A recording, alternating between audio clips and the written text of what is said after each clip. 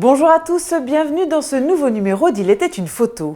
Cette semaine, nous allons vous parler une dernière fois de la rue du Faubourg avec cette carte postale, ou plutôt ce savant montage photographique au cachet de 1911.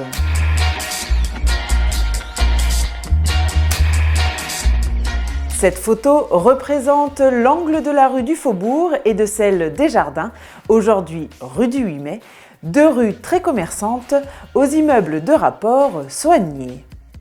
À gauche, rue des Jardins, on peut voir un corps de bâtiment de facture classique à 3 élévations longitudinales, toutes soulignées de bossage, avec un bandeau de pierre et une corniche double de délimitation des 2 étages et un toit à coupe à 4 lucarnes.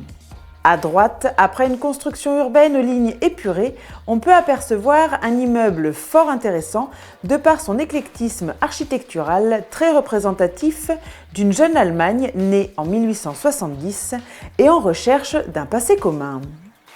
Un éclectisme architectural jouant en effet aux différents étages sur les ordres Renaissance du XVIe siècle au premier étage, roman à l'étage central et même gothique pour les fenêtres géminées du pignon en marche d'escalier à gauche, ou pour celui de droite, presque dans le style baroque des XVIIe et XVIIIe siècles. Un mélange architectural vraiment impressionnant. Sur cette carte postale, on peut voir la rue du Faubourg à son commencement, après le passage à niveau.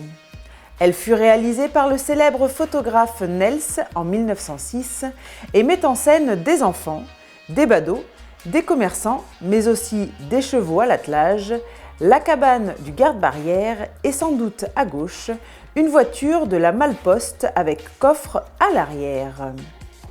Au-dessus, sur la façade de la salle de bal du café-restaurant, on peut voir une publicité murale pour la librairie-imprimerie d'en face. Sur cette autre carte postale datant cette fois de 1904, on peut voir une maison notariale au lierre grimpant du notaire allemand Maître Glasmacher en fonction depuis 1902. Juste à côté, c'est un bel immeuble de rapport avec 2 étages séparés par des bandeaux de pierre et en face, c'est le mur de clôture du parc de l'ancienne propriété des Magerons que l'on peut distinguer. Cette rue est moderne et dispose désormais du courant électrique. Toujours la même rue, mais cette fois nous sommes en 1920. À l'extrémité de la rue du Faubourg, on remarque des immeubles de rapport soignés, toujours avec un éclectisme architectural très prisé en Allemagne et jouant aussi bien des influences Renaissance que classiques ou autres. À droite, on peut voir une construction d'un type nouveau avec l'emploi de briques de laitier fabriquées par l'usine et des encadrements détravés en pierre de Jaumont.